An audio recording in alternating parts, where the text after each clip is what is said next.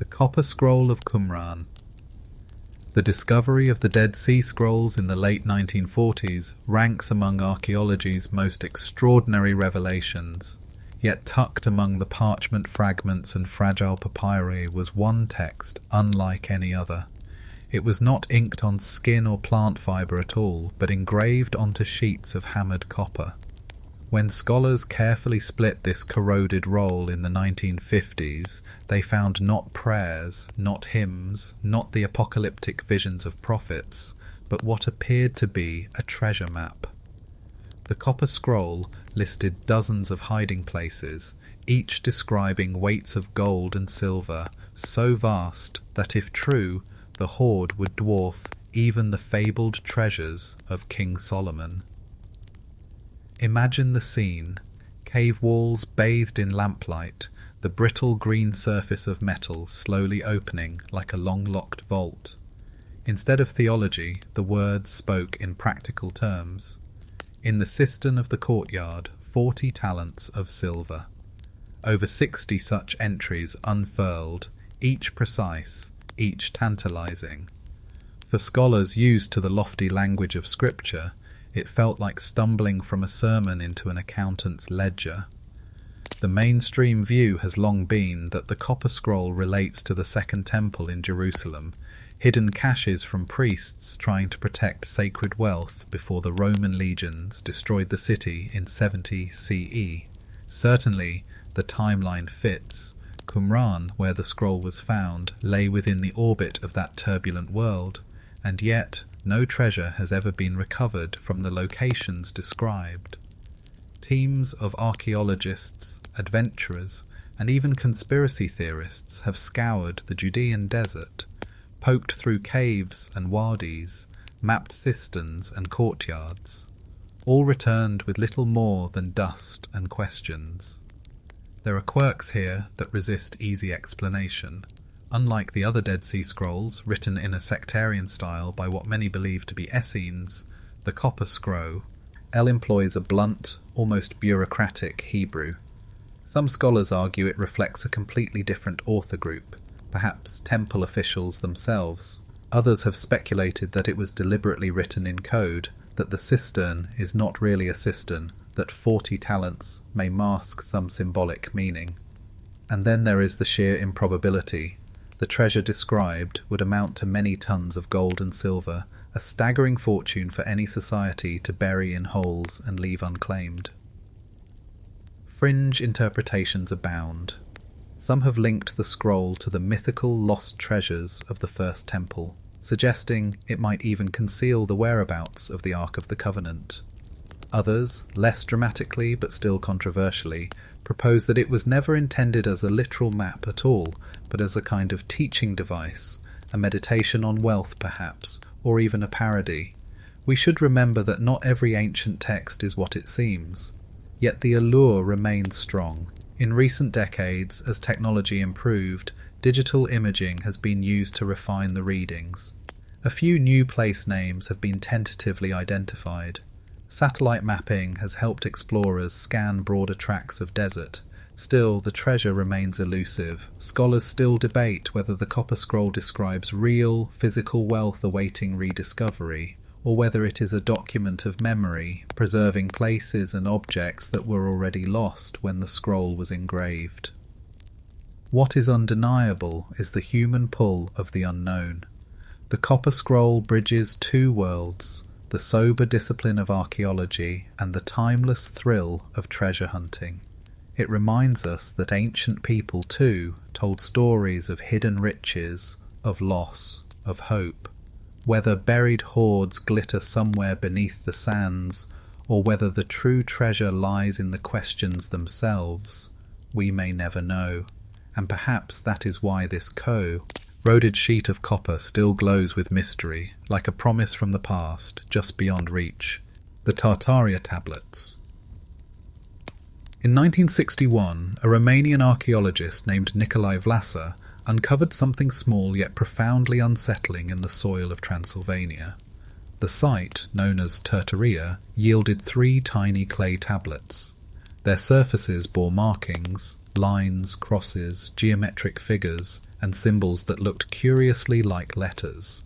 They were immediately controversial, for radiocarbon testing suggested they might date to around 5500 BCE. If true, they would predate Mesopotamian cuneiform by more than a millennium, challenging our very timeline of writing itself. The mainstream archaeological position is cautious. Most scholars agree that the Sumerians of Mesopotamia developed the first true writing system around 3100 BCE to record transactions and stories. The Tartaria tablets, some argue, could represent mere proto-symbols, religious marks or notational scratches that resembled script but lacked full linguistic structure. After all, cultures all over the world employed symbols without ever transforming them into language. Yet the resemblance is uncanny. Some of the marks echo shapes later seen in early Sumerian inscriptions, raising the tantalizing possibility of long-forgotten connections across continents. Quirky details only deepen the puzzle. The tablets were found in association with the burial of a woman, alongside figurines and ornaments. Was she a priestess, a keeper of sacred symbols? One of the tablets bears what looks like a pictograph of a horned animal, another shows a cross shape within a circle. Were these early attempts to codify belief, to give visual shape to abstract thought?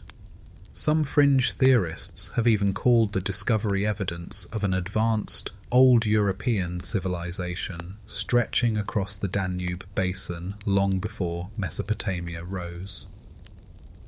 The debate often circles back to chronology. Could the dating be flawed?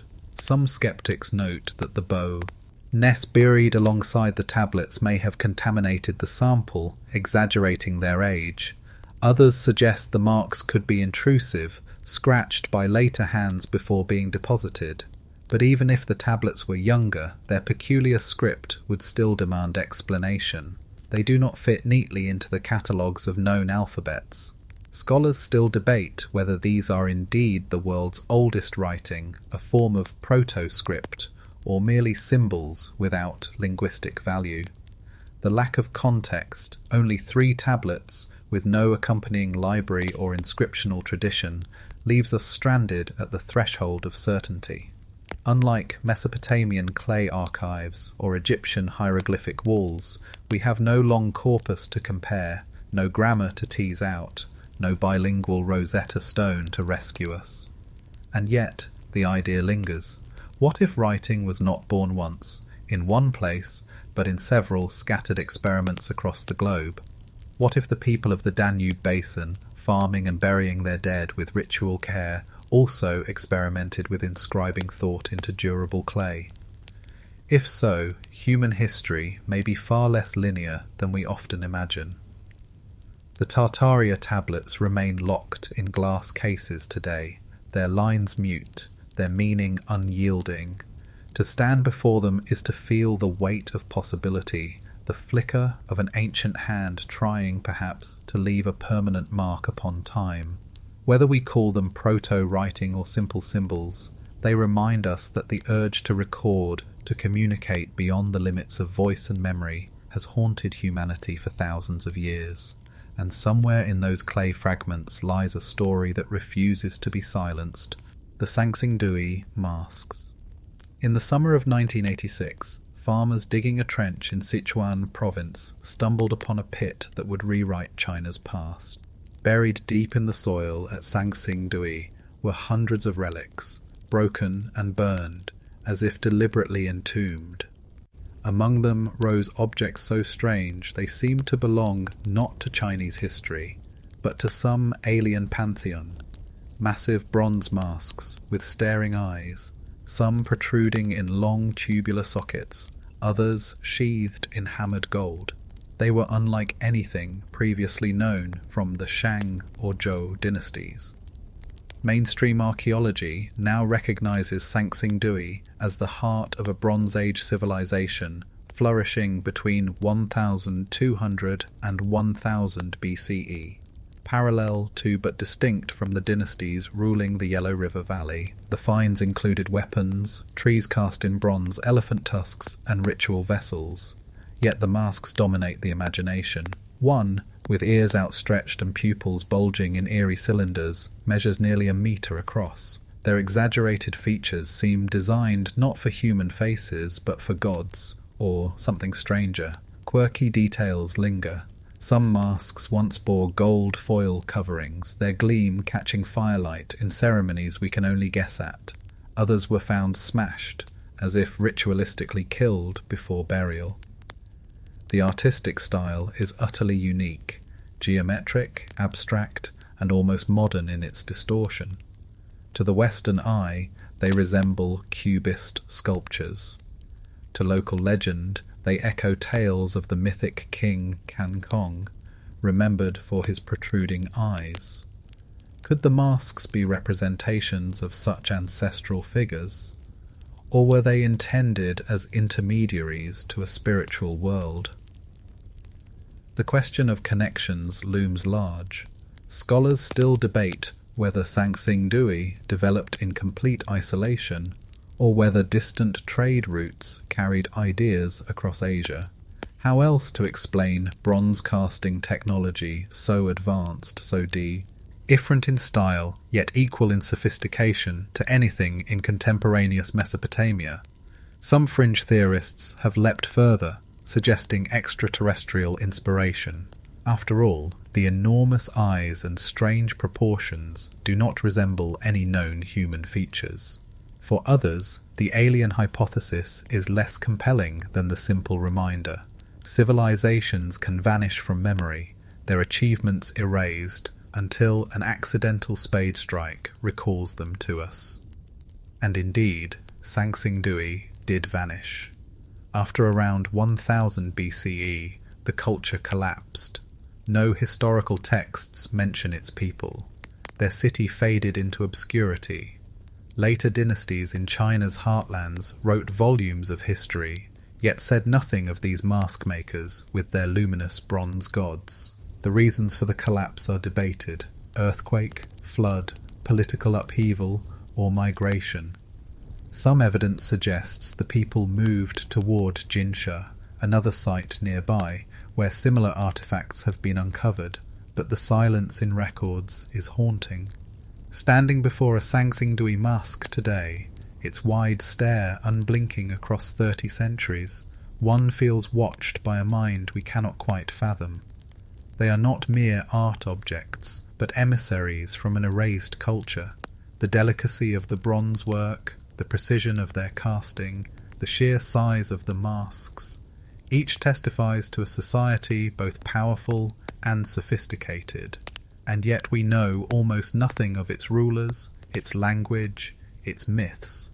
Scholars still debate whether Sangsing Dui was an isolated outpost, a lost kingdom connected to wider Bronze Age networks, or the relic of a myth remembered dimly in Chinese folklore. The truth may never be fully untangled, but the mystery is itself part of their power, a reminder that history is not a single thread but a tapestry full of gaps, each mask a silent face staring out from the void.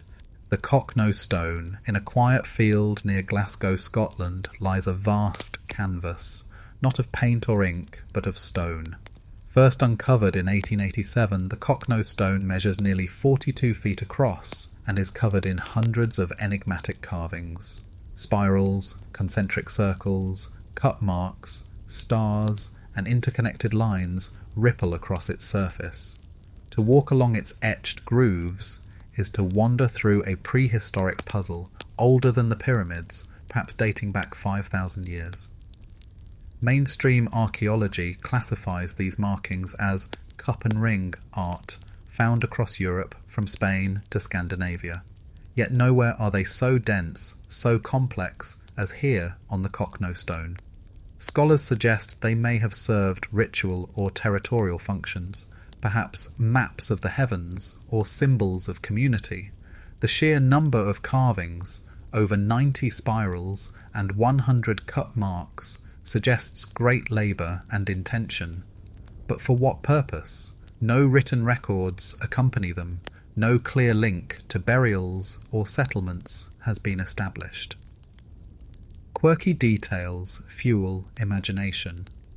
Some of the spiral motifs resemble solar systems, with radiating circles like planets orbiting a central sun. Others appear to form pathways, as though tracing journeys across the land. Local folklore holds that the stone was a portal, a sacred surface imbued with magical energy. In the 1960s, worried that such beliefs encouraged vandalism, authorities actually reburied the stone beneath layers of soil and turf, hiding it away for decades. Only in recent years has it been re-exposed with modern scanning and 3D mapping. Fringe ideas abound. Some enthusiasts suggest the carvings are prehistoric star maps, encoding astronomical alignments long before telescopes. Others claim they resemble crop circle patterns or even extraterrestrial messages. A few argue the stone is a colossal calendar, its spirals marking seasonal changes for early farmers. Why? Yet none of these interpretations can be confirmed. The symbols are stubbornly ambiguous, inviting us to project our own stories. Scholars still debate whether the Cockno stone served as a communal gathering point, a ritual altar, a map of the night sky, or something entirely beyond our frame of reference. Its sheer scale suggests significance. People did not spend countless hours chiseling granite for idle decoration. But whether they were marking cosmic events, honouring ancestors, or encoding mythologies, we cannot say. When re-exposed in 2016 for detailed digital recording, the stone stunned modern archaeologists. Every groove and hollow was scanned, ensuring a permanent record should it need to be reburied again. The data revealed not only the precision of the carvings, but also how they may have been layered over generations. Perhaps each community added its own mark, creating a palimpsest of shared memory across centuries.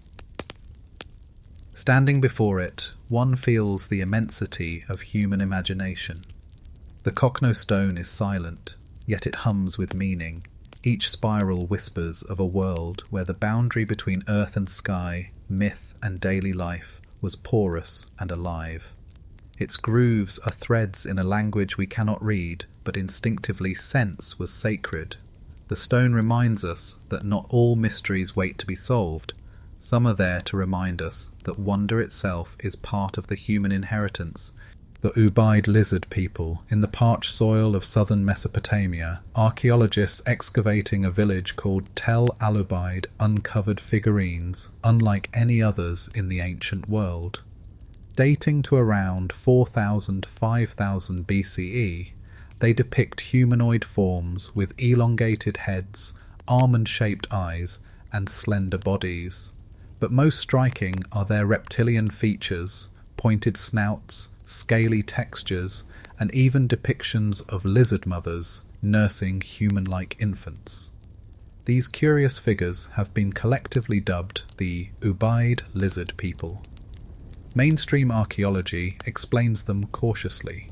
The Ubaid culture, which thrived before the rise of Sumer, left behind pottery, tools, and dwellings that show a settled farming people. The figurines, it is argued, may have been idols or household charms. Some may represent deities of fertility or protection, carved with features symbolic rather than literal. The reptilian traits could be stylized exaggerations, no more intended as realism than the animal-headed gods of later Egypt. Yet the quirks are impossible to ignore. Why lizards? Why not cattle, birds, or other animals central to Ubaid life? The figures are remarkably consistent in form, as if portraying a shared idea. One clutches a staff, another cradles a baby, both with the same elongated reptilian faces. Their large eyes seem to gaze outward, enigmatic and strangely modern. Over time, fringe theories have flourished. Some enthusiasts point to ancient myths of serpent beings, from the Mesopotamian god Enki, associated with water and wisdom, to the Nagas of India or the feathered serpents of Mesoamerica. Could the Ubaid figurines represent the earliest expression of a global archetype? Others go further, invoking ancient astronaut theories suggesting the figurines depict visitors from beyond, reptilian beings who walked among humans. Such ideas capture the imagination, though they remain far from scholarly consensus. Still, questions linger. Scholars still debate whether the figurines were toys, votive offerings, depictions of shamans in animal guise, or representations of a forgotten pantheon. The lack of inscriptions means we cannot place them into any known myth system. Unlike Egyptian hieroglyphs or Mesopotamian tablets, no text explains who these beings were. All we have are their silent stares in clay. One theory suggests they might symbolize transformation. Shamans in many cultures wore masks or assumed animal identities in ritual. Perhaps the Ubaid people believed in shifting between human and reptile form, the figurines embodying that liminal state. Another idea is fertility. Reptiles shed skin, an act of renewal which could link them to life cycles. The nursing figurine certainly supports the possibility of maternal symbolism. To hold one today is to confront a paradox. The Ubaid were ordinary farmers, tilling land, herding livestock, building modest villages. Yet in their art, they gave form to beings with faces not their own. Whether gods, spirits, or visions glimpsed in altered states, the lizard people remain among the most unsettling relics of the ancient Near East. They whisper of a symbolic world we can only guess at. Perhaps they are proof of nothing more than imagination's breadth. Or perhaps, like the great myths of gods and monsters, they encode truths about human fears and hopes. Whatever their origin, the Ubaid figurines remind us that mystery lives not only in monumental ruins or vanished cities, but also in the smallest artifacts, hand-sized statues with eyes that seem to watch us still. The desert kites. Scattered across the barren landscapes of the Middle East and Central Asia, visible only from above, lie vast stone outlines shaped like kites. First spotted by early aviators in the 1920s, these desert kites stretch for hundreds of meters, their long converging walls funneling into enclosed pens or cliff edges. To the untrained eye, they look like abstract drawings scrawled upon the earth. To archaeologists, they are among the oldest large-scale constructions ever built, some dating back nearly 9,000 years. Mainstream interpretation sees them as hunting traps. Groups of hunters may have driven gazelles, oryx, or wild asses down the narrowing funnels until the animals were forced into corrals or off cliffs. The sheer scale is astonishing. Some kites span several kilometers, with walls of stone piled waist-high guiding herds into the waiting enclosure. Coordinating such hunts would have required hundreds of people, suggesting a level of social organization far beyond the image of small, scattered nomads. Quirky details deepen the puzzle. Some kites end not in pens, but in pits, as if designed for mass slaughter. Others have small stone structures nearby that might have served as lookout towers or ceremonial sites. In Jordan's Black Desert alone, aerial surveys have revealed thousands of these structures, forming networks across the landscape. Their density suggests not just opportunistic hunting, but organized, sustained activity, perhaps even a form of proto-industry. And yet, scholars still debate whether these were purely practical constructions or whether they carried ritual significance. Some anthropologists note that large-scale hunts often had ceremonial importance in traditional societies, blending sustenance with sacrifice. The kites may have been places where communities came together seasonally, enacting rituals of abundance as much as sea, curing meat. Fringe interpretations take the mystery further. Because the patterns are only truly visible from the air, some have wondered how Neolithic builders conceived such designs without flight. Were they guided by an intuitive sense of geometry, or did they mark the landscape for reasons beyond hunting, perhaps astronomical alignments or messages to the gods? A few even speculate that the kites were ancient symbols visible to beings from the sky. Whatever their purpose, the desert kites challenge assumptions about early human societies. They show coordination on a massive scale, foresight in planning, and a willingness to reshape entire landscapes. They are, in effect, the highways and factories of their age, carved not from steel and concrete, but from piles of stone patiently arranged. Today, many kites survive only as faint outlines in satellite imagery, eroded by wind and time. Yet their ghostly forms stretch across deserts from Syria to Kazakhstan, silent reminders of a world where communities banded together to bend nature to their needs. They whisper of feasts and ceremonies, of dust rising as herds thundered down stone corridors, of voices shouting, drums beating, spears flashing. Scholars still debate whether the desert kites were primarily tools of survival, stages for ritual drama, or both. What is certain is that they testify to the ingenuity of people who saw not only the world as it was, but what it could be reshaped into. Like the faint lines traced in earth, their story remains elusive, caught between utility and mystery.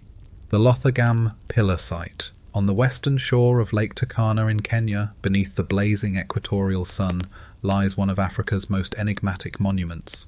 Known as the Lothagam Pillar Site, it appears at first glance as a ring of basalt stones surrounding a central mound.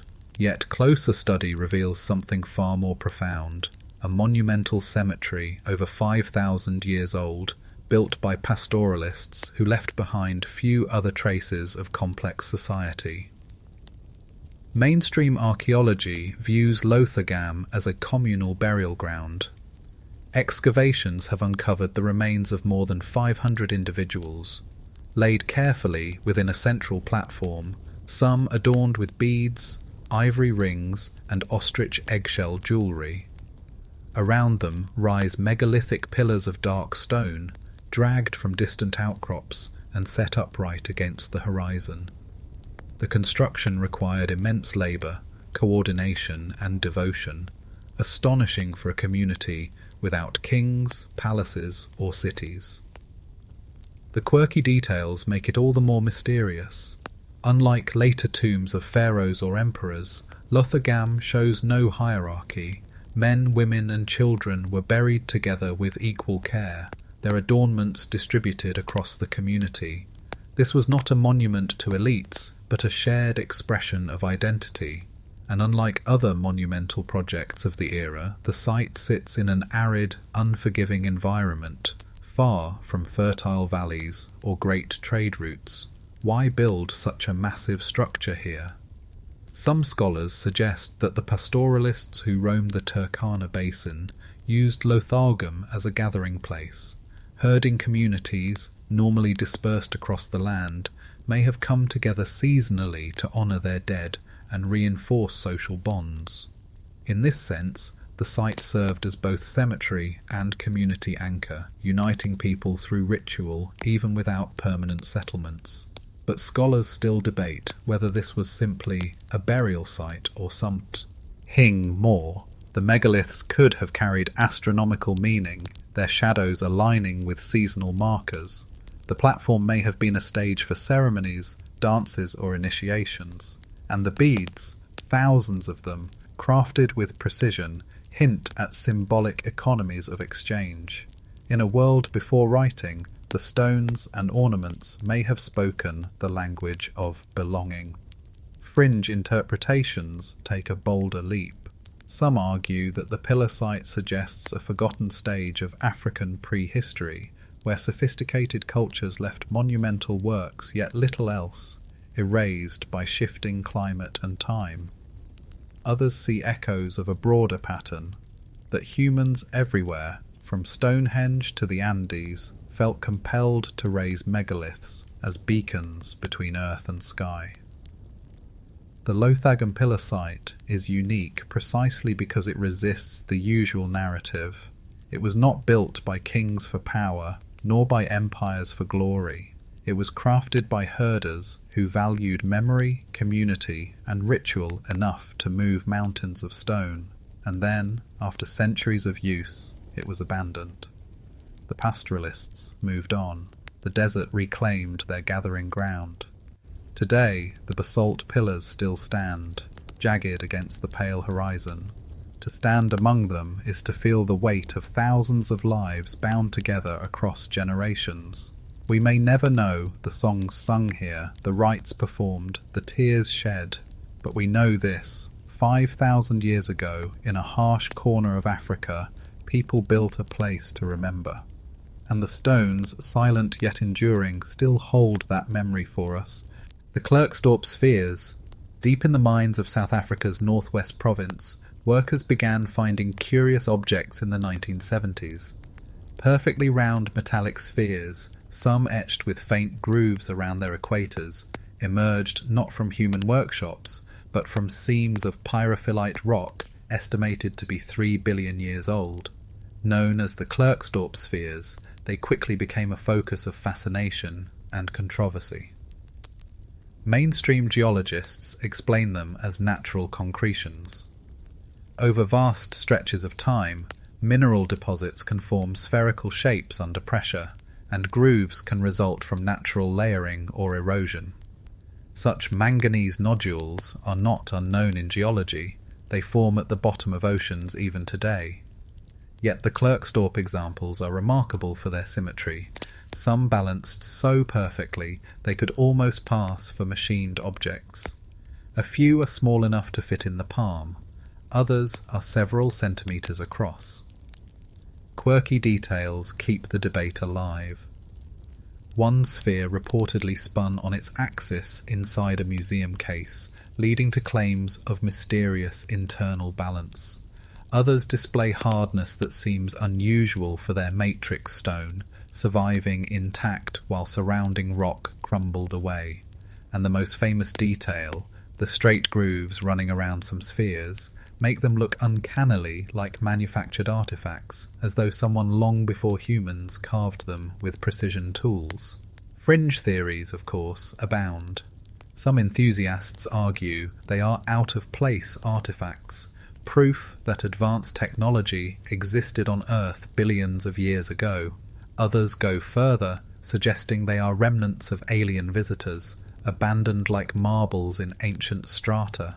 Their apparent perfection fuels such speculation, especially when photographs circulate without geological context. But scholars still debate whether these grooves are truly anomalous.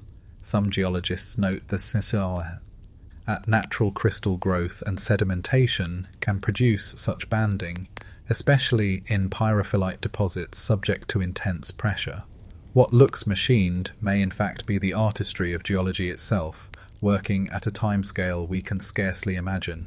Still, even within mainstream circles, the Klerksdorp spheres are acknowledged as unusually precise for natural formations. The human imagination cannot resist them. To cradle one is to hold something formed in Earth's infancy when the planet's surface was still young and unstable. Whether artifact or accident, the spheres embody a time far beyond recorded history, when continents were still assembling and life itself was microscopic. Their mystery is amplified not only by their form, but by their age. They come from a world utterly alien to ours, yet they sit comfortably in a human hand. In the end, the Klerksdorp spheres may remind us of a deeper truth, that the line between natural wonder and human craft is often blurred. We long to find ourselves in the objects of the past, to see evidence of design, intention, and kinship. Scholars still debate whether the grooves are proof of impossible technology or simply geological quirks. What is certain is that these little spheres, born in darkness billions of years ago, have rolled into our imagination, and there they may spin forever. The Ajanta Caves light. Hidden within the cliffs of Maharashtra, India, the Ajanta Caves are a jewel of ancient artistry, carved into a horseshoe-shaped gorge between the 2nd century BCE and the 5th century CE. These 30 rock-cut chambers are adorned with breathtaking frescoes and sculptures depicting the life of the Buddha, celestial beings, and scenes of daily life. To step inside is to be surrounded by colour and form that has somehow survived for nearly 2 millennia. Yet one question lingers. How did artisans create such intricate paintings deep inside dark caves where sunlight could never reach? Mainstream scholars emphasize the likely use of oil lamps, torches, and reflective surfaces. Ancient builders were not strangers to flame. They had mastered the use of wicks, soot-resistant oils, and even polished metal mirrors to direct light into shadowed spaces. Some argue that wide cave entrances would have let in enough natural light during construction before later walls enclosed them. Still, the uniform brightness of the frescoes, painted on ceilings and far corners, suggests illumination far steadier and cleaner than flickering fire alone. Quirky details invite speculation. The murals show no signs of smoke damage, unusual for art created in enclosed, torch-lit spaces. The pigments remain vibrant, their brushwork precise, as if painted under consistent, strong light. Some frescoes lie in corridors so deep that even a row of lamps seems insufficient. Were mirrors lined up to bounce sunlight inward, or did the artists use reflective water pools, amplifying limited light? Fringe interpretations, naturally, take this mystery further.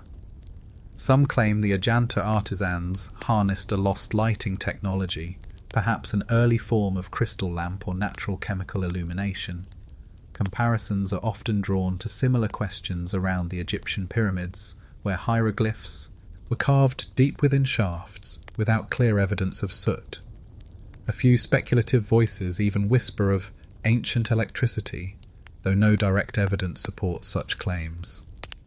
What makes the Ajanta caves especially intriguing is not just the painting's survival, but their sophistication. Perspective, shading, and narrative detail appear centuries ahead of their time, foreshadowing techniques that would not resurface in Europe until the Renaissance. Scholars still debate whether these innovations arose independently, or whether cultural exchanges across the Silk Road carried techniques between India, Persia, and even the Mediterranean. But perhaps the true wonder lies not in lost lamps, but in human determination. Imagine monks and artisans, day after day, huddled around dim flames, coaxing light into stone chambers with mirrors or reflective bowls. Their task was not merely artistic, but spiritual. Each brushstroke an offering, each image a meditation on enlightenment. In that sense, the absence of soot may reflect not forgotten technology, but meticulous care, an awareness of materials, airflow, and ritual cleanliness. Today, standing within Ajanta, the frescoes glow softly under modern electric lighting. But the question lingers in the stillness of the caves. How did ancient hands illuminate this darkness to leave behind such radiance? Scholars still debate whether it was ingenuity with mirrors, clever construction design, or something we have yet to rediscover. Whatever the answer, the Ajanta caves remain proof that light is not only a physical force but also a spiritual one, guiding both brush and belief into the heart of stone. The Shugborough inscription on the grounds of Shugborough Hall in Staffordshire, England, stands a stone monument that has defied explanation for over 2 centuries. Known as the Shepherd's Monument, it depicts a carved scene inspired by Nicolas Poussin's painting Et in Arcadia Ego. But what draws endless fascination is not the pastoral relief itself, but the cryptic sequence of letters inscribed just beneath OUOSVAVV. Between them, a D and an M are etched slightly lower, as if added later. 8 letters, and 2 more, carved sometime in the 18th century, have sparked generations of debate. Mainstream historians suggest the inscription may be a private code, perhaps a memorial left by the Anson family, who commissioned the monument. It could be an acrostic, a Latin abbreviation, or even an inside joke, understood only by its patrons. Yet, despite attempts by professional cryptographers, including experts from Britain's wartime code-breaking centre at Bletchley Park, the precise meaning remains unsolved. Quirky interpretations abound. Some suggest the letters stand for a Latin phrase referencing mortality: optimi uxoris, optimi sororis, viduus amantissimus vovit virtutibus. Best of wives, best of sisters, a most devoted widower dedicates this to your virtues. Others see them as initials of a love poem or a family motto now lost to memory, but these solutions feel strained, as if trying to retrofit meaning onto stubborn stone. And then there are the more adventurous theories. Scholars still debate whether the inscription holds esoteric significance. Because of its association with Poussin's painting, some link it to hidden Templar or Rosicrucian knowledge, even suggesting it may hint at the location of the Holy Grail. The DM, they argue, could stand for Dis Manibus, a Roman dedication to the spirits of the dead, reinforcing the idea of a funerary code. In the 19th century, the monument became a magnet for speculation, its mystery deepened by the romantic notion that Poussin himself knew secrets guarded by secret societies. In the 20th, puzzle enthusiasts took their turn, proposing endless anagrams, ciphers, and riddles. None have satisfied consensus. The letters remain as resistant as they were the day they were carved. Yet perhaps the real mystery lies not in the letters themselves, but in the persistence of human curiosity. Why do we hunger so fiercely to solve this code? Because it is there, carved plainly in stone, mocking us with its silence. The Shugborough inscription is a riddle that resists resolution, a whisper across centuries saying, "Not everything is meant to be understood." To stand before the monument today is to feel the same tug experienced by lords, poets, soldiers, and scholars. The stone shepherds gaze serenely at their pastoral scene, while the letters beneath keep their secret. Scholars still debate whether they conceal a sacred truth, a personal tribute, or nothing more than a playful jest. Until the code yields, or unless a long-lost family record surfaces, the mystery endures, carved forever into English stone. The dropper stones, high in the Bayan Ha mountains of China, near the border with Tibet, a peculiar tale emerged in the mid-20th century. Local accounts describe the discovery of dozens, perhaps hundreds, of circular stone discs buried within caves. Each disc was about a foot wide, with a hole at the centre and delicate grooves spiralling outward like ancient vinyl records. Known as the dropper stones, they quickly became the stuff of legend. Artifacts claimed to tell the story of visitors from the stars. Mainstream archaeology remains skeptical. No verified specimens are available in major museums today, and the earliest reports of the discovery are murky, tied to second-hand accounts from the 1930s and 1960s. Many scholars argue the stones are misinterpreted grinding tools or burial objects, their grooves the result of erosion or natural processes. Yet the persistence of the story suggests something about them captured the imagination of both locals and outsiders. Quirky details fuel fascination. Some versions of the tale claim that microscopic analysis revealed inscriptions along the grooves, tiny characters too small for the naked eye, supposedly recounting how a people called the Dropper crashed their spacecraft on Earth thousands of years ago.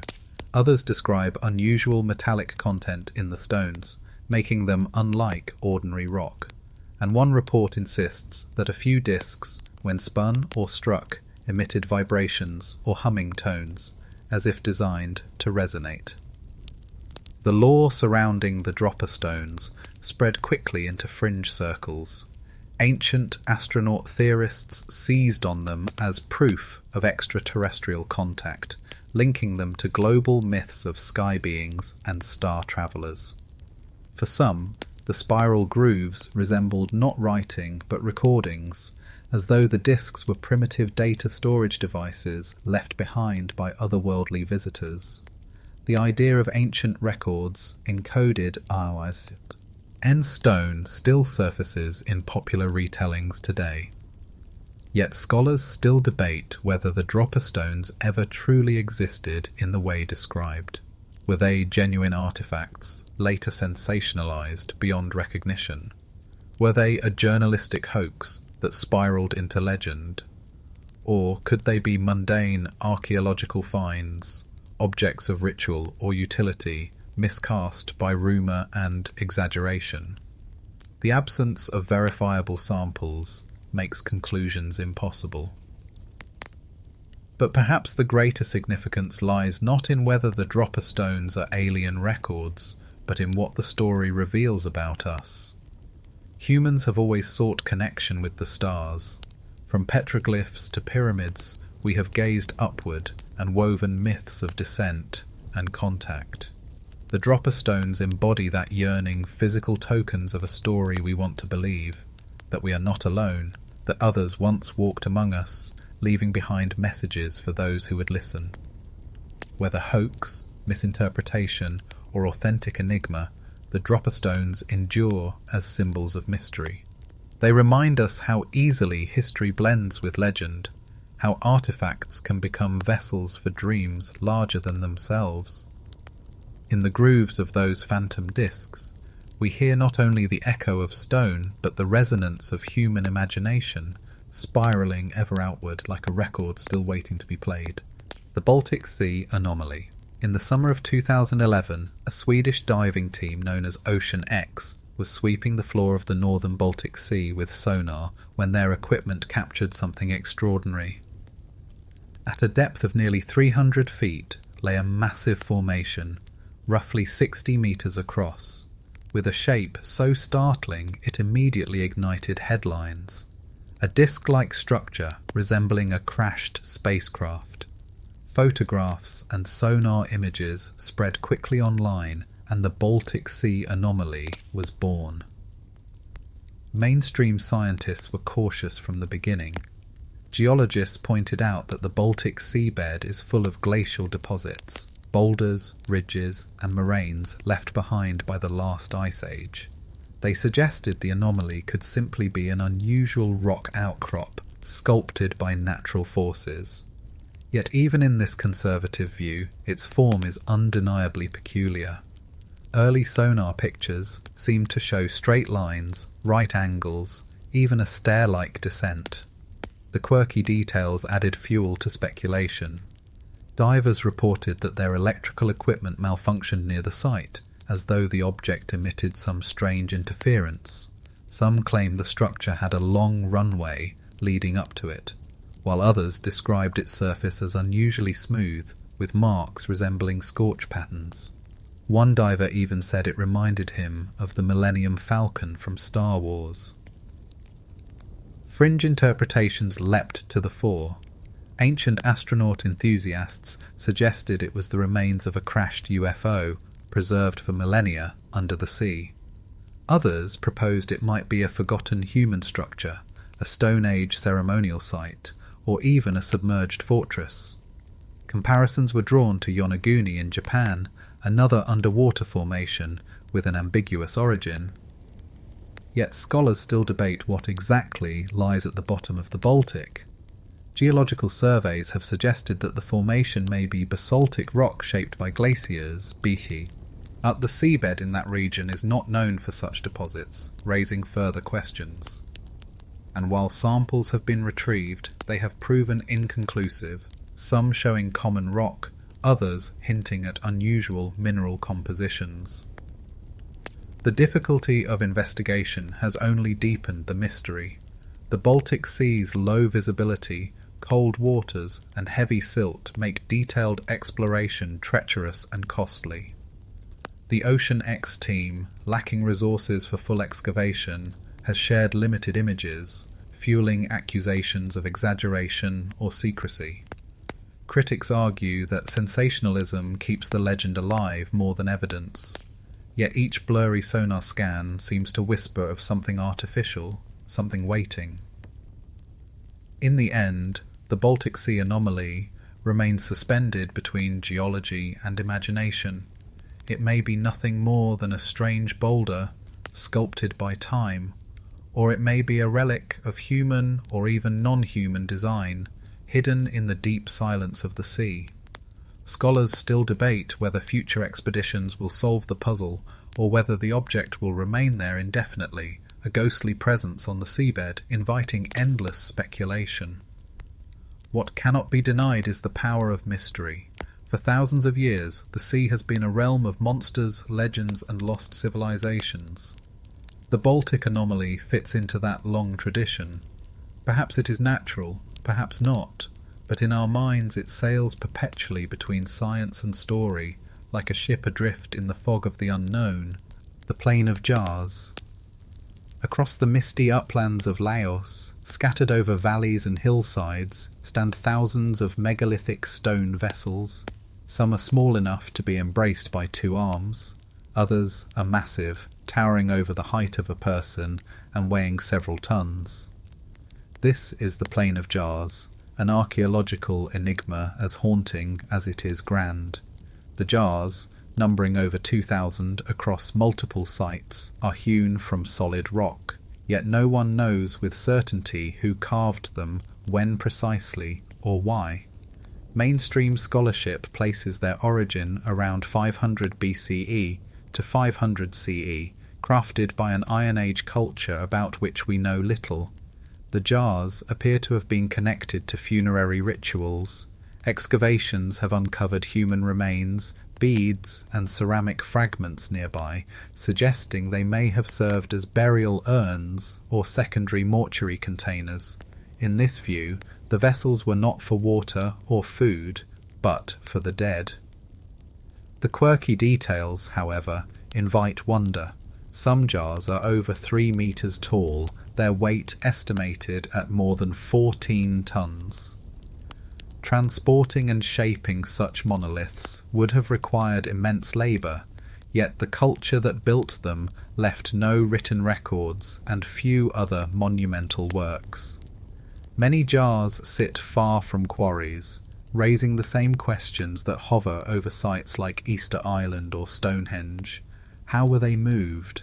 And why scatter them across such wide, inhospitable terrain, rather than concentrate them in a central necropolis? Local folklore tells a different story. One tale speaks of a race of giants who brewed rice wine in the jars to celebrate victory in battle. Another claims they were vats for collecting rainwater, essential for survival in a harsh climate. Some villagers still consider the jars sacred, guarded by spirits. Such stories blur the line between utility and myth, keeping the mystery alive in cultural memory. Fringe theories reach further. Some suggest astronomical alignments, seeing the jars as part of a vast ceremonial landscape mapped to the heavens. Others propose they functioned as markers for trade routes, a prehistoric system of navigation across the highlands.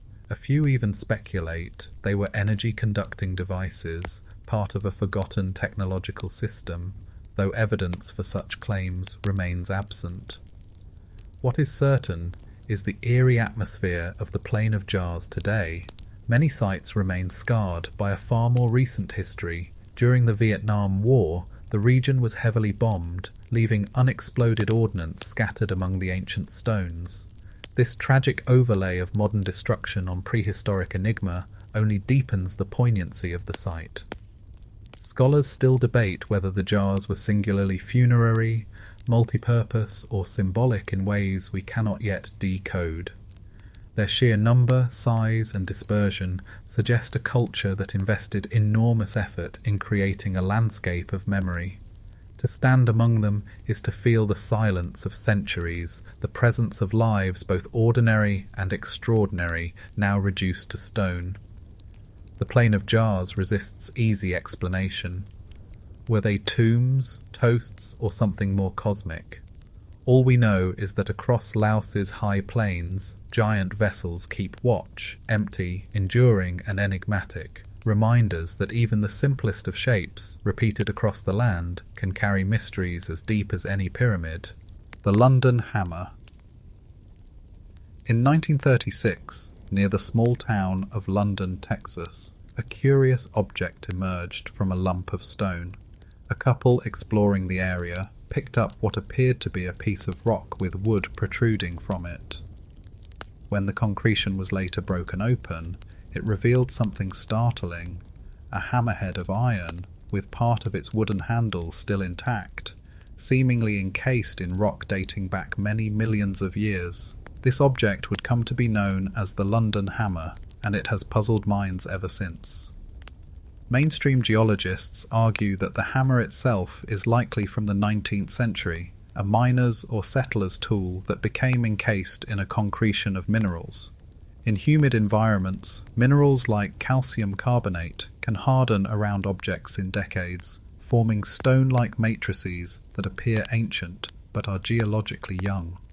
To them, the hammer is a misplaced artifact, not a time-travelling mystery. Yet the quirky details continue to attract attention. The hammer's iron head is remarkably pure, with a composition unusual for pre-industrial smelting. Some tests suggested it was 96% iron with traces of chlorine, a combination that resists rusting far more effectively than modern steel. The wooden handle, partially petrified, adds another twist, as though nature itself conspired to preserve it. For skeptics, this is still consistent with 19th century metallurgy, but for mystery seekers, it feels like evidence of something far older. Fringe theories abound. Some enthusiasts claim the hammer proves advanced technology existed in prehistory, far earlier than accepted history allows.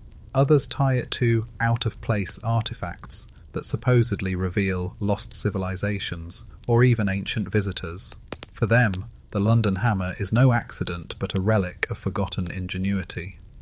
Scholars still debate the hammer's significance, though many lean toward the natural concrete. Beyond explanation, still, questions remain. If it was simply an ordinary 19th century tool, why has its preservation proven so unusual? Why does its metallurgy resist corrosion so effectively? Was it a product of experimental smelting techniques lost to local memory? The hammer itself rests in private hands today, displayed more often in creationist museums than in academic halls. Its image circulates widely online, often stripped of geological nuance, presented as proof of whatever grand narrative one wishes to attach. But beyond the noise lies a deeper truth. The London Hammer fascinates because it straddles the line between the ordinary and the impossible. To hold it would be to cradle both the mundane and the miraculous. Perhaps it is just an old tool entombed in a concretion. Perhaps it hints at technologies or processes not yet fully understood. Scholars still debate, but the hammer remains what it always has been, an invitation to wonder.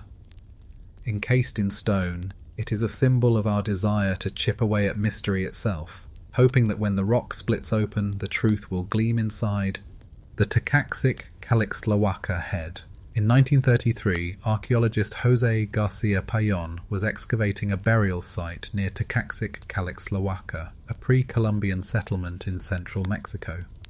Amid the pottery shards and ritual objects, he uncovered something utterly unexpected: a small terracotta head, clearly sculpted in a Roman style. With its carefully defined beard, straight nose, and distinctly Mediterranean features, it seemed wildly out of place among the artifacts of Mesoamerica. Mainstream explanations lean toward coincidence or intrusion. Some scholars argue that the head may have been dropped or planted in the site much later, perhaps in colonial times, accidentally mixed with pre-Columbian layers. Others suggest it could be a modern hoax, crafted to stir intrigue. After all, archaeology has long suffered from planted curiosities, especially in the early 20th century, when dramatic finds drew attention and prestige. But the quirky details complicate dismissal. Laboratory analysis conducted in the 1960s indicated that the head was indeed ancient terracotta, dating between the 9th and 14th centuries CE, centuries before Columbus arrived in the Americas.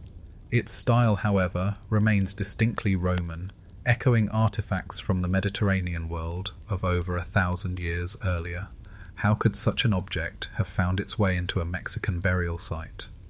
Fringe interpretations flourish here. Some argue the head proves pre-Columbian contact between the Old World and the New. Perhaps Roman or Phoenician sailors were blown off course and made landfall in the Americas, leaving behind stray artifacts. Others take the claim further, suggesting a forgotten network of transoceanic voyages, a global web of cultural exchange erased from history books. Scholars still debate whether such contact is plausible. The evidence for Roman ships crossing the Atlantic is thin at best, and yet other enigmatic finds, like the Norse site at Lonso Meadows or the occasional Old World coin unearthed in America, remind us that history is not always as neat as textbooks suggest.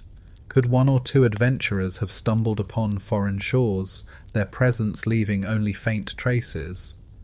The Takaxic Calixtlahuaca head embodies that tantalizing possibility.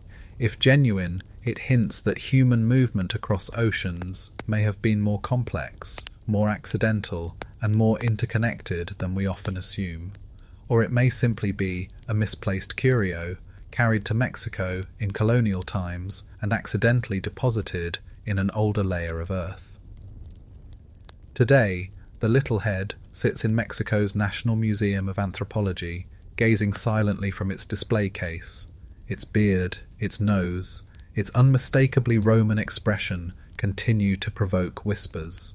Scholars still debate, is it the smoking gun of ancient contact, or merely a misplaced relic?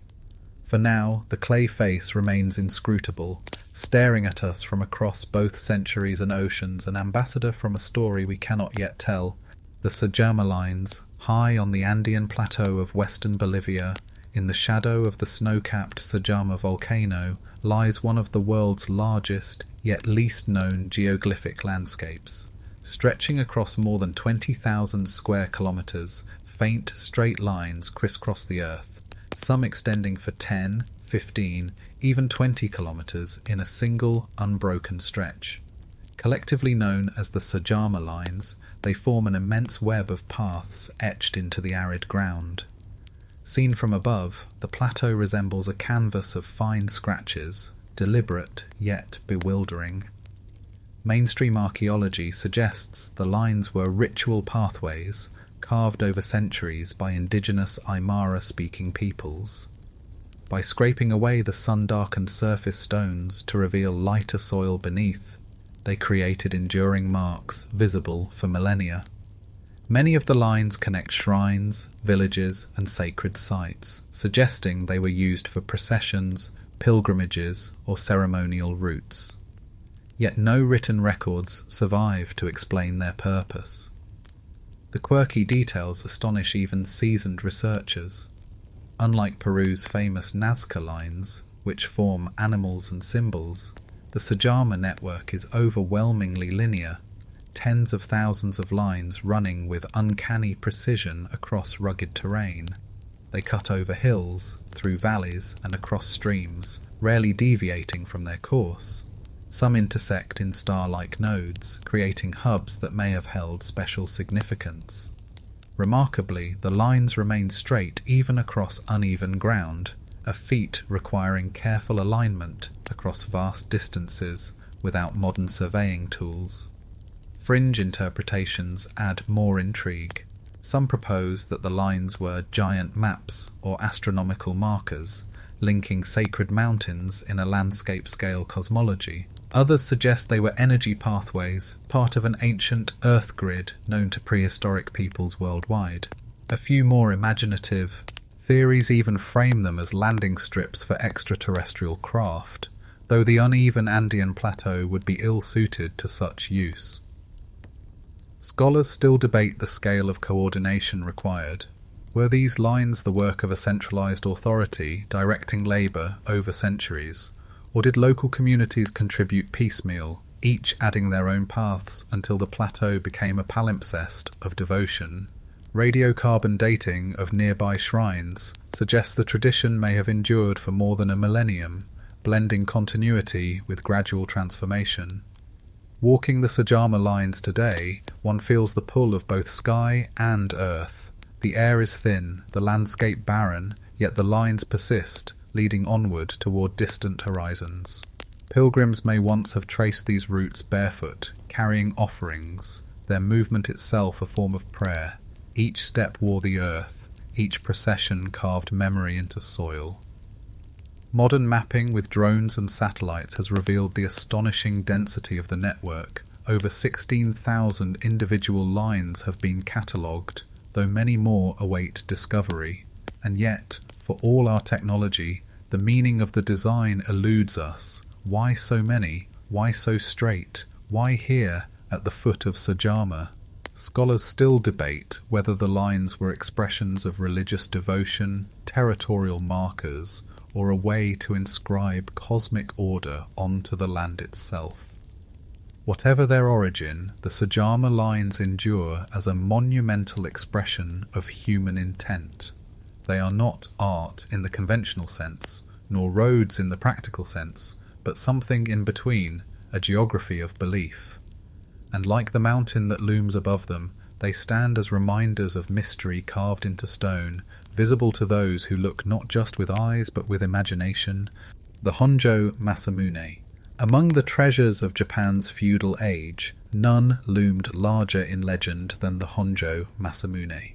Forged by Goro Nudo Masamune, Japan's most celebrated swordsmith of the late 13th and early 14th centuries, the blade embodied the pinnacle of craftsmanship. Its steel shimmered with a patterned grain known as haida, and its cutting edge was said to be unmatched, able to cleave through armor with ease. More than a weapon, it symbolized authority, carried for centuries by the Tokugawa shoguns as a mark of legitimacy. Yet today, the Honjo Masamune is gone, vanished into the fog of war, its whereabouts still unknown. Mainstream accounts trace its history carefully. The sword earned its name after a battle in 1561, when General Honjo Shigenaga survived a fearsome blow from it, the blade splitting his helmet but sparing his life. Eventually the sword passed into Tokugawa hands, becoming part of the shogunate's regalia. For generations, it was preserved with reverence, one of the greatest masterpieces of Japanese sword-making. The quirky details of its disappearance lie in the chaos following World War II. In 1945, as Japan surrendered, Allied occupation authorities ordered the surrender of all weapons. Countless swords, family heirlooms, ceremonial treasures, priceless artifacts were handed over. Records suggest that Tokugawa Ieyasu, the last known custodian of the Honjo Masamune, obediently gave it to the authorities in 1946. And then it was gone. Some claim it was taken to the United States, perhaps mistaken for an ordinary sword and tucked into a soldier's duffel bag. Others whisper it may still lie in a dusty warehouse, catalogued incorrectly. Fringe theories are more dramatic. Some suggest the blade was spirited away by secret collectors, hidden in vaults where its brilliance remains unseen. Others claim it was deliberately melted down, lost forever in the tide of surrendered steel. And yet no definitive record of its destruction exists. The possibility remains, however slim, that the Honjo Masamune still survives, waiting in obscurity. Scholars still debate whether its disappearance is a story of tragic loss or hopeful suspense. On one hand, the devastation of post-war Japan erased countless cultural treasures, and the Honjo may simply have been another casualty. On the other, the fame of the blade was so great that to imagine it discarded feels unbearable. Its absence is not just the loss of an artifact, but of a symbol, a thread connecting modern Japan to its feudal past. To imagine the Honjo Masamune today is to picture more than steel. It is to recall the clang of battle, the hush of courtly halls, the solemnity of generations who passed it down as proof of power. Somewhere, perhaps, it rests still, silent, sharp, immaculate, its edge awaiting the hand of a worthy bearer. Scholars still debate whether we will ever see it again. Until then, the Honjo Masamune remains one of history's most haunting absences, a masterpiece hidden not by time, but by vanishing. The Mount Owenclaw. In 1986, a team of explorers descended into a remote cave on Mount Owen in New Zealand. Deep within the cool darkness, they found something that looked like it had just been severed, a giant claw complete with muscle, skin and keratin still intact. Its scales curled back like those of a freshly killed reptile, its hooked talons still sharp. But this was no recent kill. Radiocarbon dating revealed the claw belonged to a giant bird that had been extinct for nearly 500 years, the fearsome moa. Mainstream science recognizes the emoa as a family of giant, flightless birds that once roamed New Zealand, some species reaching over 12 feet in height. Hunted relentlessly by the Maori after their arrival around the 13th century, the last moas disappeared by the early 1500s. The Mount Owen claw, however, was so perfectly preserved that when first displayed, it was mistaken by some for the remains of a living creature. Its survival owed much to the cave's cold, dry environment, which slowed decay for centuries. The quirky details make the find even more astonishing. Unlike brittle bones, the claw retained leathery flesh, tendons, and even a hint of odour. To handle it was to grasp not a fossil, but a relic that seemed only recently detached from life.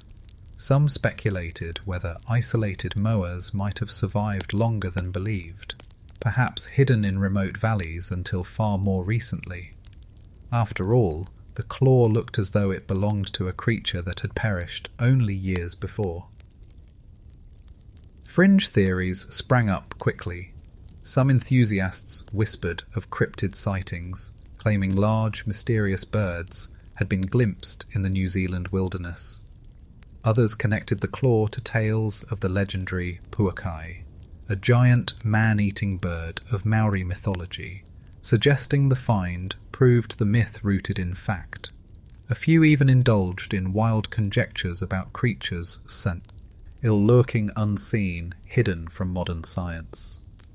Scholars still debate aspects of moa extinction, how quickly it occurred, how much human hunting versus habitat destruction played a role, and whether scattered populations lingered in isolated regions for longer than the conventional timeline suggests. The Mount Owen claw, by its sheer preservation, keeps those debates alive. It reminds us that extinction is not always an abrupt disappearance but a process, leaving ghostly remnants in caves and soils. Today, the claw is displayed in New Zealand, its gnarled surface a testament to a vanished world. Visitors stare in awe, imagining the colossal bird that once wielded it, striding through forests with the force of a living dinosaur. To see it is to collapse centuries, to confront extinction not as an abstract concept, but as something tangible, touchable, almost alive. The Mount Owen claw whispers a chilling truth. The past is never as distant as we think. Scholars still debate whether moa truly vanished by the 16th century or whether traces of them persisted into later times. What is certain is that this claw, once curled in life, now curls in memory, reminding us that every extinction carries with it a shadow of mystery, and that even in death, the past sometimes reaches out with talons, sharp enough to grip us still. The main penny. In 1957, a man named Guy Melgren was digging at an indigenous site near Blue Hill, Maine, when he unearthed a small, worn coin. At first it was mistaken for a trinket, but experts soon recognized it as something startling, a Norse silver penny minted in Norway during the reign of King Olaf Kyrre around 1065 to 1080 CE. It came to be known as the main penny, or the Goddard coin, and it raised a question that has lingered ever since. How did a Viking coin end up buried in North America hundreds of years before Columbus? Mainstream scholars accept that the Vikings did reach North America, as proven by the Norse settlement at Lans Meadows in Newfoundland, dated to around the year 1000. But that site lies over 600 miles from Blue Hill, and the main penny was found not in a Viking camp but in a Native American context, amid artifacts of the Penobscot people. Most archaeologists argue that the coin likely travelled southward through networks of trade, passing from hand to hand over generations until it was deposited in Maine. The quirky details, however, keep the mystery alive. The coin is the only verified Norse artifact ever found in the United States. Unlike fakes or hoaxes, it has been authenticated by metallurgical analysis, proving its Scandinavian origin. But why only one? If Norse trade or exploration extended deeper into North America, why do we not see more evidence, more coins, more tools, more ships? Was this coin a rare curiosity, carried by a single native traveller, or evidence of a more direct Norse presence? Fringe interpretations leap eagerly into the gap. Some claim the coin proves that Norse explorers penetrated far beyond Newfoundland, perhaps establishing temporary camps along New England's coast. Others go further, suggesting the Vikings may have sailed up the Penobscot River, trading directly with local peoples. A few speculate. Eye voices even tie the penny to lost Norse sagas describing lands of timber and grapes, imagining that the coin is a surviving token of those shadowed voyages. Scholars still debate whether the main penny should be seen as evidence of direct contact, or as a single object diffused through wide-ranging indigenous exchange networks. After all, native peoples of the Northeast traded extensively, passing goods like shells, copper, and stone over great distances. Why not a silver coin too? Yet the romance of the Vikings runs strong. To picture a bearded Norseman stepping ashore on the Maine coast, handing a coin to a native trader in exchange for furs or food, is irresistible. Today, the Maine penny rests in the collection of the Maine State Museum, kept safe behind glass. To look at it is to glimpse the possibility of meetings that history forgot, brief encounters that left only a single silver trace. Whether that coin crossed an ocean in a Viking pocket or in the palm of a native trader, it testifies to the complexity of human movement and exchange 1,000 years ago. Scholars still debate, but the coin remains what it always has been, a tiny, gleaming riddle linking two worlds across the sea. The Map of the Creator. In 1999, a team of geologists surveying the Ural Mountains of Russia stumbled upon a slab of stone unlike anything they expected. Roughly 5 feet long and 3 feet wide, the block of white dolomite bore intricate carvings. Upon closer examination, the markings seemed to represent a topographical map of the surrounding region, complete with rivers, mountains, and an elaborate network of channels. What stunned researchers was the level of detail. The carving appeared to show hydraulic engineering on a scale far beyond the capacity of ancient societies. The slab became known as the Map of the Creator. Mainstream explanations remain cautious.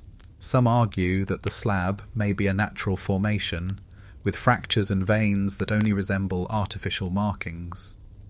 Others suggest it could be a relatively recent carving, perhaps a local experiment, or a hoax, misinterpreted as something far older.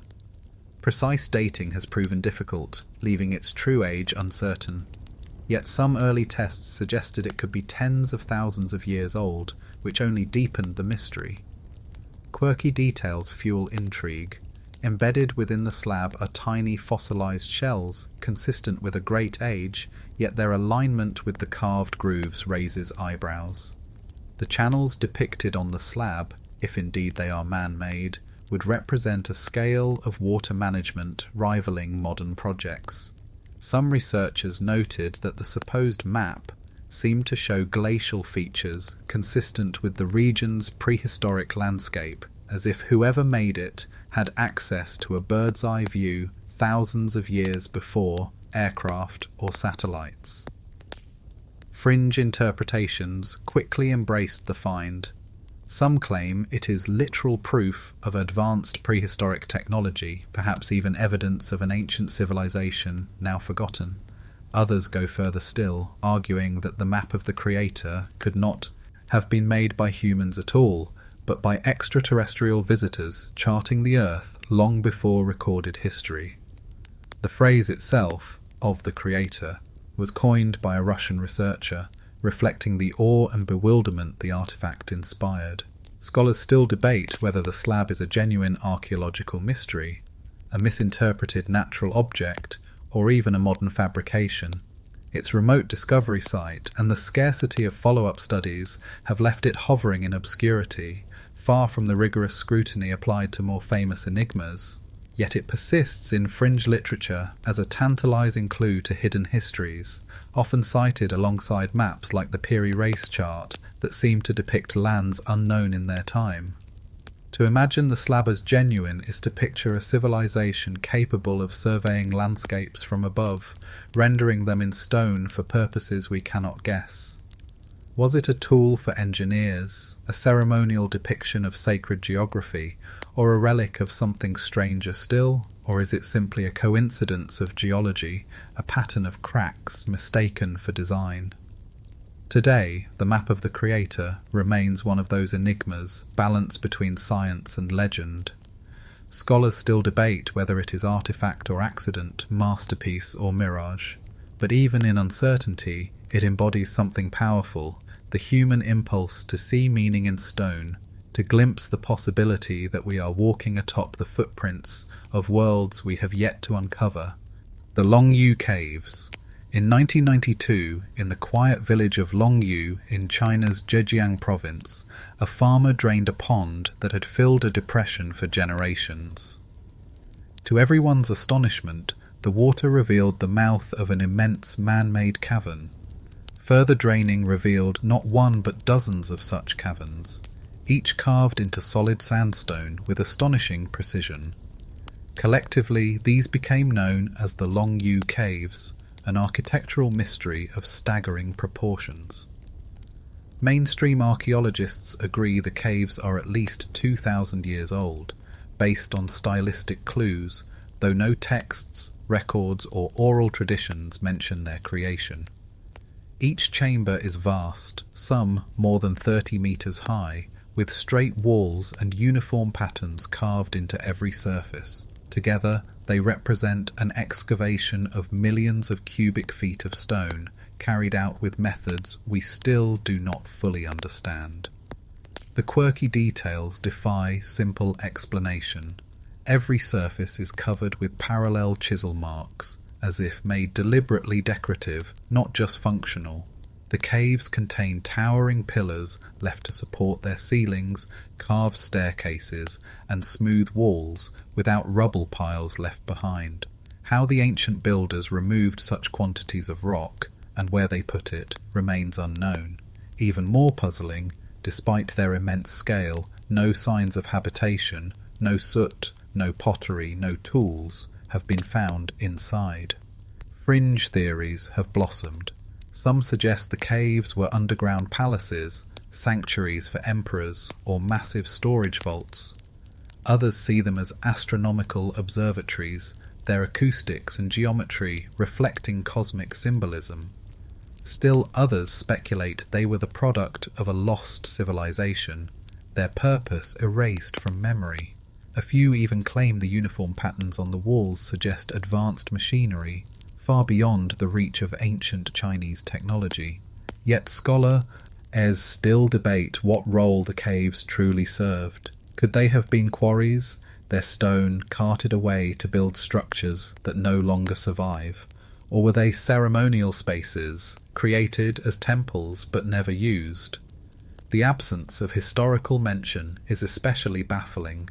China's dynasties left meticulous records of their achievements, but here silence reigns. Standing inside a Longyu cave today is to feel swallowed by stone and silence. The walls rise like those of a cathedral, etched with repeating motifs that seem almost hypnotic. Voices echo strangely in the chambers, as if the very rock resonates with hidden design. One cannot help but sense that the builders intended meaning here, even if that meaning is lost to us. Scholars still debate whether the Long U caves are triumphs of forgotten engineering, remnants of unfinished projects, or expressions of ritual beyond our grasp. What is certain is their grandeur. Carved entirely by human hands, they embody both mystery and mastery. And like the still ponds that once concealed them, they remind us how often history hides its wonders until chance uncovers them again. The main rune stone. In 1688, a Swedish colonist named Hans Brun claimed to have discovered a strange stone near the mouth of the Taunton River in what is now Massachusetts. Covered in curious inscriptions, the stone seemed unlike any Native American petroglyphs known at the time. Scholars puzzled over it for centuries, with some insisting the marks resembled Norse runes. If true, the main rune stone might suggest that Vikings left their mark far deeper into New England than conventional history admits. Mainstream interpretations remain divided. Some argue that the stone is a genuine native carving, its lines misunderstood by Europeans unfamiliar with indigenous iconography. Others suggest it is a colonial-era forgery carved by settlers hoping to prove Old World contact with the New. The markings, irregular and inconsistent, could plausibly be either ancient attempts at symbolic art or deliberate imitations of runic forms. The quirky details add to the intrigue. The stone was first described during a time when Europeans in America were eager to link their new land to classical or biblical pasts. Some early interpreters claimed the inscription read as a memorial left by Norse voyagers, perhaps even by Leif Erikson himself. Later, others saw in it biblical Hebrew, Phoenician script, or even an unknown alphabet. The fact that it can be read so many different ways only heightens its mystique. Fringe theories abound. Some see the main rune stone as proof of pre-Columbian Norse settlements stretching far beyond Newfoundland. Others weave it into tales of Templars, lost tribes, or global explorers who mapped the Americas long before Columbus. For them, the ambiguity is not a flaw, but evidence of suppressed history. Scholars still debate whether the stone is an authentic relic or a colonial curiosity. If it were truly carved by Vikings, it would represent one of this: most significant archaeological finds in North America. Yet its lack of clear provenance, its suspiciously vague inscriptions, and its uncanny resemblance to later runes fuel skepticism. The fact that the stone vanished sometime in the 18th century, leaving only sketches and descriptions, makes conclusions even harder. Still, the legend persists. Local lore speaks of Norsemen venturing south, their ships hugging the coastlines, their memories encoded in sagas of Vinland and Markland. Could the main runestone be their lone surviving footprint? Or is it the playful etching of a colonist, eager to imagine his new world bound to the old? What makes the story endure is not certainty but possibility. A stone once pulled from American soil seemed to whisper of voyagers across the Atlantic long before Columbus. Scholars still debate whether that whisper is history or invention. Either way, the main rune stone reminds us how much of the past remains written in ambiguous lines, waiting for us to read, however we choose. The Wolfsegg iron cube. In 1885, at a foundry near the Austrian village of Wolfsegg, a worker splitting open a block of coal stumbled upon something that should not have been there. Embedded within the lignite was a small, dark metallic object, roughly cube-shaped with rounded edges and a shallow groove running around its circumference. The coal seam was estimated to be around 60 million years old. If the so-called Wolfsegg iron cube truly originated within that layer, it would mean a crafted object existed tens of millions of years before humans walked the earth. Mainstream explanations lean toward the mundane. Many geologists believe the cube is not an artifact at all, but a naturally formed piece of iron pyrite, or a byproduct of mining machinery that became mistakenly associated with the coal. Some argue it might have been a cast iron ingot or tool fragment, its placement in the coal seam an accident of 19th century handling rather than proof of ancient manufacture. Still, the quirky details of the cube resist easy dismissal. Its surface appears smoothed, as if worked, and its near symmetry gives it the appearance of something machined rather than fractured naturally. Early reports described it as steel-like, with traces of nickel, an alloy unusual for simple 19th century scrap. In photographs, it looks strikingly modern, almost industrial in design. Fringe theories flourish in this ambiguity. Some claim the Wolf's Egg cube is an out-of-place artifact, evidence that technologically advanced civilizations existed in Earth's distant past, long before recorded history. Others suggest it is proof of alien visitors, their machinery buried and preserved in coal seams. A few even connect it to lost continents, such as Atlantis, seeing in the cube a relic of forgotten engineering. Scholars still debate whether the cube was truly found embedded in the coal, or whether the story grew exaggerated over time. The original object now rests in a museum in Austria, but its precise geological context is impossible to confirm. Without that certainty, we cannot know if it is a remarkable coincidence, a hoax, or a genuine mystery. What is clear is the fascination it inspires. To imagine a machined object sealed in coal for millions of years is to question the neat boundaries of human history. Whether misplaced scrap, misunderstood mineral, or relic of something unknown, the Wolf's Egg cube challenges us to confront the possibility that the world still holds secrets beneath its surface. Today it sits behind glass, dark and unassuming, its edges dulled by time. Visitors stare, wondering whether they are looking at a relic of industry or of impossibility. Scholars still debate, but the Wolf's Egg cube remains what it always has been, a small, stubborn puzzle, forged in shadow, lodged forever between geology and legend. The Roman dodecahedrons. Across Europe, from England to Hungary, archaeologists have unearthed hundreds of curious bronze objects dating to the 2nd and 3rd centuries CE. Each is small enough to hold in one hand, with 12 pentagonal faces pierced by circular holes of varying size. At the corners, little knobs protrude like ornamental joints. They are known simply as Roman dodecahedrons, yet despite their wide distribution and intricate design, no Roman text or inscription ever mentions them. Their true purpose remains unknown. Mainstream theories range from the practical to the ceremonial. Some archaeologists suggest they were candlestick holders, pointing to wax residues found in a few examples. Others propose they were measuring devices, perhaps for calibrating water pipes or gauging the optimal sowing of crops. The varying hole sizes could have helped measure distances or diameters, but the absence of any standardization, the holes differ wildly from one dodecahedron to another, undercuts such explanations. The quirky details only deepen the mystery. Many dodecahedrons have been found in military sites, but none show obvious wear or utility. Some were discovered in graves, suggesting ritual significance.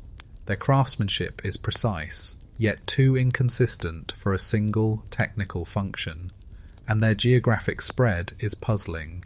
They appear across the northern provinces of the Roman Empire, yet curiously absent in Rome itself. Fringe interpretations have taken flight. Some enthusiasts argue they were divination tools, their holes used to cast shadows for astrological readings. Others imagine them as children's toys, gaming dice, or even knitting aids for producing gloves, an idea surprisingly popular given their size seems suitable for guiding yarn. A few more speculative voices claim they were signalling devices or objects of esoteric power, connected to lost Rom and cults. Scholars still debate which explanation, if any, comes closest. The candle holder theory seems plausible but incomplete. The measuring tool idea fits the geometry but fails the lack of uniformity.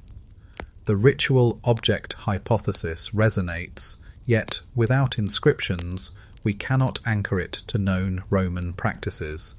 The truth may lie in a combination. Perhaps they served multiple purposes, their form adaptable to local needs. To hold a Roman dodecahedron today is to cradle both beauty and bafflement. Its smooth bronze surfaces, its delicate holes, its strange symmetry invite touch and contemplation. It looks simultaneously utilitarian and otherworldly, like a device whose instructions were lost with its makers. Scholars still debate whether the dodecahedrons were tools, toys, or talismans, but their enduring silence may be their greatest gift. They remind us that even the mighty Romans, so prolific in roads, aqueducts, and monuments, left behind puzzles that defy explanation, and in those hollow bronze forms, pierced by circles of mystery, we glimpse the enduring truth. Not all legacies are meant to be understood. The Lands og Meadows Gap. In 1960, Norwegian explorers Helge and Anne Stein Ingstad made a discovery that confirmed what sagas had long suggested. The Vikings had reached North America. At Lands og Meadows, on the northern tip of Newfoundland, they uncovered the remains of a Norse settlement dated to around the year 1000 CE.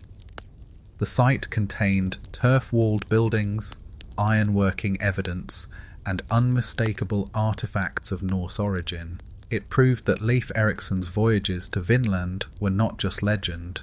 Mainstream archaeology embraces Lands og Meadows as a UNESCO World Heritage Site, the first known European settlement in the New World.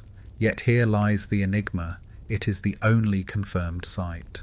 According to the Icelandic sagas, Norse voyages explored lands of grapes, timber, and fertile plains, suggesting a broader footprint along the North American coast. If so, where are the other settlements? Why does the archaeological record fall silent after this single site? This is what scholars call the Lands og Meadows Gap. The quirky details add to the puzzle. The site shows signs of repair and seasonal use, but not long-term habitation. Some artifacts hint at expeditions inland. Pieces of butternut wood, which grows hundreds of kilometres south of Newfoundland, suggest Norse contact deeper into North America. Yet no second settlement has been located. Was Lands og Meadows a base camp for exploratory journeys that left no permanent traces? Or did other sites once exist, later erased by time, erosion, or human activity? Fringe theories leap into the void. Some argue that Norse colonies flourished secretly for decades or centuries before disappearing, erased by conflict with indigenous peoples or by climate shifts during the onset of the Little Ice Age. Others claim that Norse influence subtly shaped native technologies or legends, leaving intangible traces rather than and ruins. A few go even further, weaving tales of hidden maps, suppressed histories, and Viking voyages as far as the American Midwest. Scholars still debate why a people bold enough to cross the Atlantic did not establish a permanent presence. Was the land too distant, too hostile, too sparsely supported by their supply lines in Greenland? Did their encounters with indigenous communities discourage further colonization? Or did environmental pressures back home cut their experiment short? Standing among the turf outlines of Lands og Meadows today, one feels both awe and absence. The structures echo with the sound of hammers and hearths that once rang there, yet the silence of further sites looms louder still. It is as though the Norse touched the edge of a continent, then retreated, leaving only a single fingerprint. Scholars still debate whether more Norse sites lie undiscovered along North America's vast coasts, waiting for the right spade to reveal them. Until they are found, the Lans aux Meadows Gap endures as one of history's most haunting mysteries. Proof of arrival without proof of permanence. A door opened to a new world that was never fully stepped through. The Sumerian King List. In the early 20th century, archaeologists working in Mesopotamia uncovered clay tablets inscribed with cuneiform writing. Among the usual records of trade and law appeared a text unlike any other, the Sumerian King List. It begins conventionally enough, naming rulers and cities in sequence. But then it veers into the unbelievable. The earliest kings are said to have reigned for tens of thousands of years, 28,800 for one, 36,000 for another, before a great flood swept across the land. Afterward, reigns shorten, yet some still stretch for centuries. Mainstream historians interpret the list as a fusion of myth and memory. The exaggerated reigns likely symbolize divine or legendary status, not literal lifespans. As dynasties rose and fell, scribes wove together local traditions into a grand narrative of order, giving legitimacy to rulers by placing them in a divine continuum. The flood that divides the early and later kings echoes the Mesopotamian flood myths, including the tale of Utnapishtim in the Epic of Gilgamesh. The quirky details, however, leave room for speculation. Why such precise numbers for reigns, 28,800 years rather than simply a very long time? Were these symbolic, linked to astronomical cycles or calendar systems? Some scholars note correlations with the Sumerian sexagesimal system, which revolved around multiples of 60.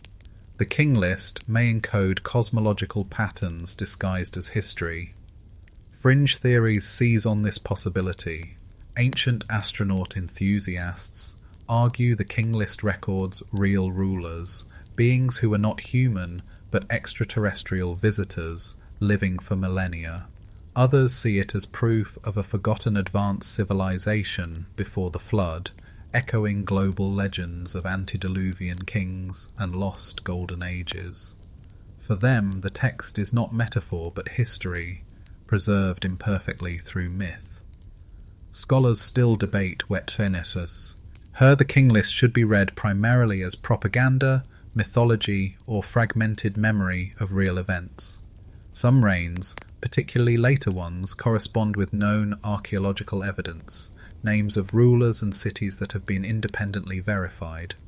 This blending of verifiable history with cosmic exaggeration complicates interpretation. It suggests the text is neither pure myth nor pure fact, but something in between. To read the Sumerian king list is to confront the strangeness of early history. The Sumerians, inventors of writing, chose to record not just trade and taxes, but a cosmic vision of kingship stretching back to the dawn of time.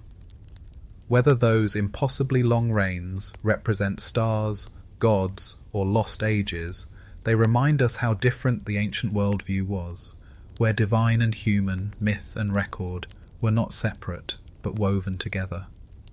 Today, fragments of the king list rest in museums, their wedge-shaped marks still sharp. Scholars pore over them, trying to decode a story that oscillates between myth and reality. Scholars still debate whether the numbers conceal hidden knowledge or simply grandiose storytelling. But one thing is certain, the king list stands as one of history's greatest riddles, an ancient attempt to bind human rulers to eternity itself. The Kaimanawa Wall, near Lake Taupo in New Zealand, tucked beneath forest growth and volcanic soil, lies a structure that has sparked decades of debate. Known as the Kaimanawa Wall, it consists of massive stone blocks, stacked in a way that appears startlingly precise, as though laid by the hands of skilled masons.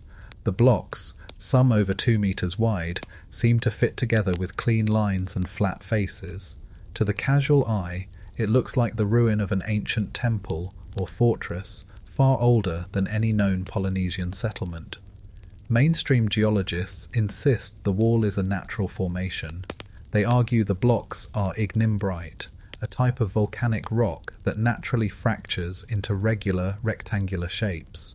According to this view, the wall is not human-made at all, but a quirk of geology exposed and weathered until it resembles masonry.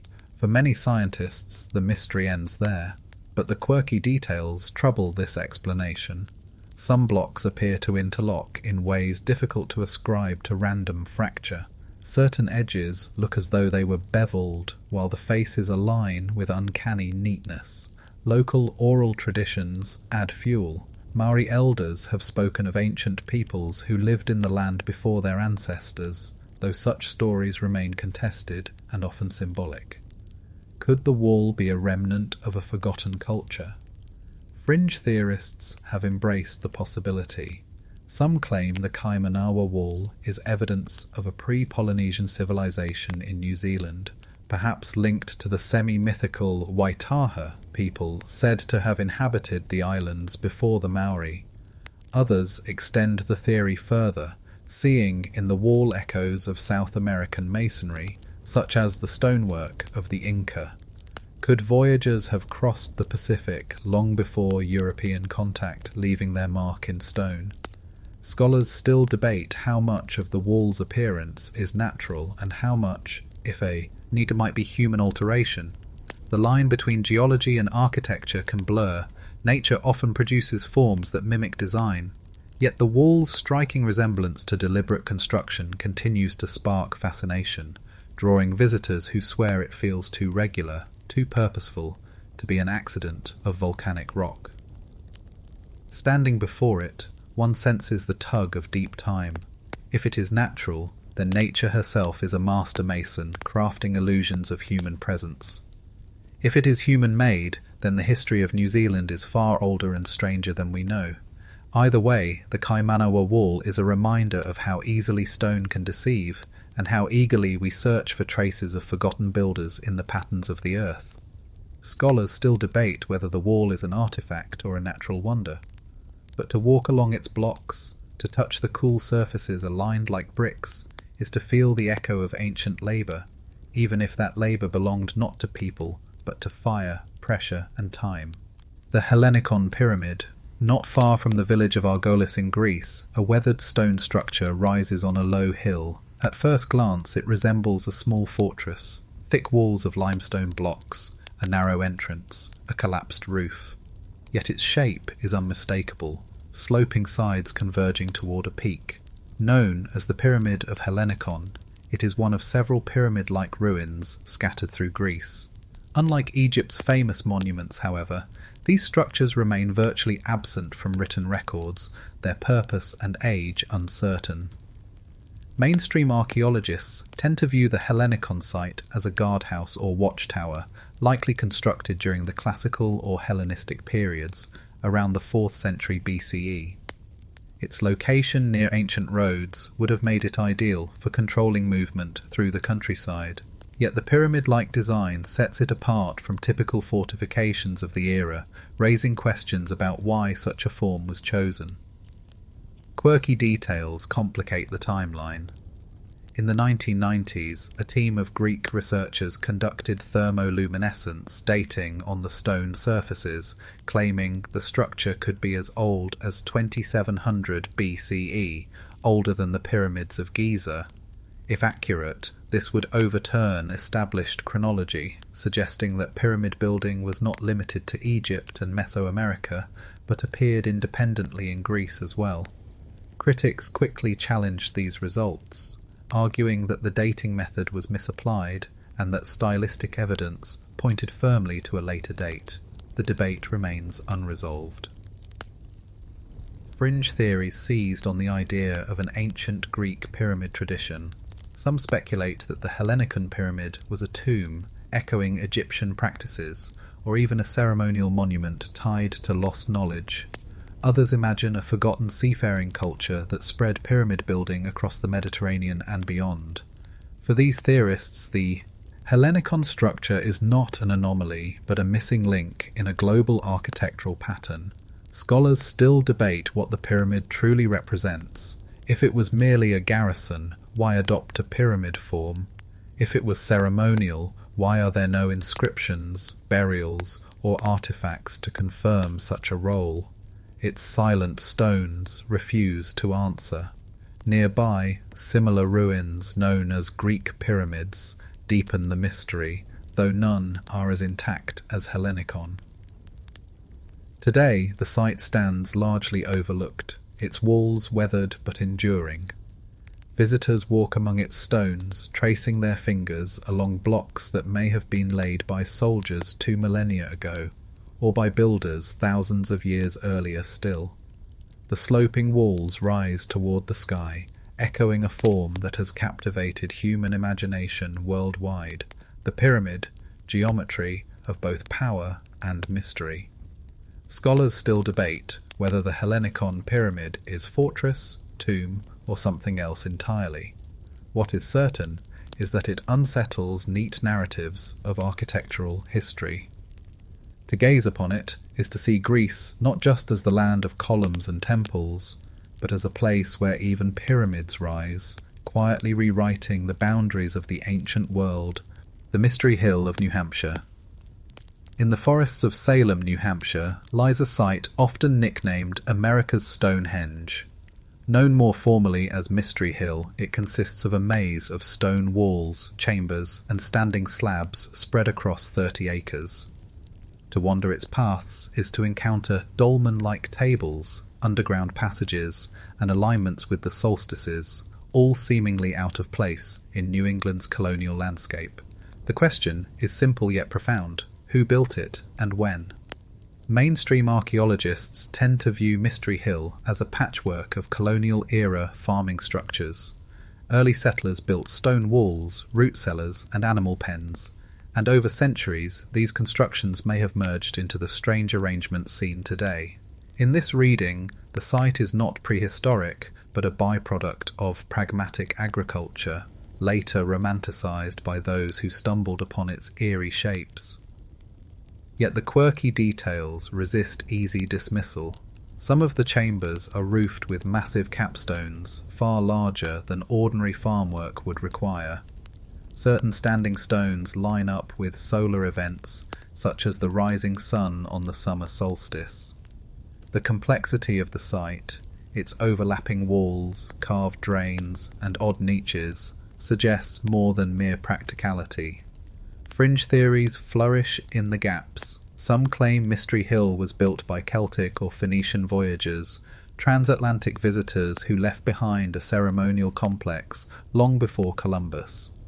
Others see it as the work of native peoples, who may have constructed ritual spaces that later became entangled with colonial additions.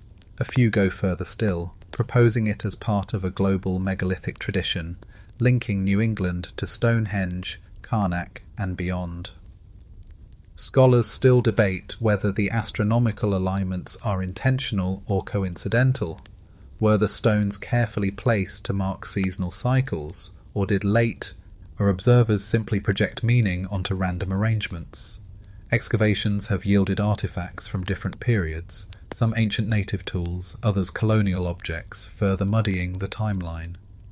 Walking the site today, one feels both skepticism and wonder. The mossy stones, the quiet chambers, the forest pressing in on all sides, they evoke a sense of timelessness. Whether farmstead or temple, the place carries an atmosphere that stirs imagination. Visitors gather on solstices to watch the sun crest over aligned stones, repeating rituals that may, or may not, have ancient roots. Scholars still debate whether Mystery Hill is a colonial oddity elevated by myth, or a genuine prehistoric monument hidden in America's woods. Either way, it stands as a reminder that history is not always tidy. Sometimes the land itself conspires to blur lines, leaving us with stones that whisper of both farm and temple, utility and mystery. And in those whispers, we hear the echo of a past not fully explained, the Piri Reis Map. In 1929, as Turkish scholars catalogued the archives of Istanbul's Topkapi Palace, they unfolded a sheepskin parchment that stunned the world.